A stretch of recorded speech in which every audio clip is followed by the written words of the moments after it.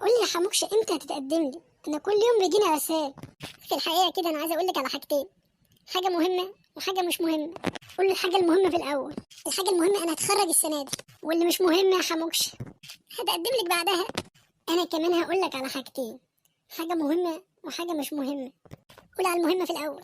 الحاجه المهمه انا موافقه. طب والحاجه اللي مش مهمه؟ بابا مش هيوافق. انا مش هسيبك لو السما اتطبقت على الارض. وقولي لابوك ان حموكشه جاي لي بعد يومين يتقدم لي. بجد يا حموكشه؟ طبعا، هو ده في هزار؟ طب انا قايمه راح اقرب بابا. استني، انت مستعجله على ايه؟ مش لما تشوف انا هعملها ازاي دي؟ يعني ايه يا حموكشه تعملها ازاي يعني؟ يا حبيبتي هشوف هكلم باباك ازاي يعني، تفهمنيش غلط.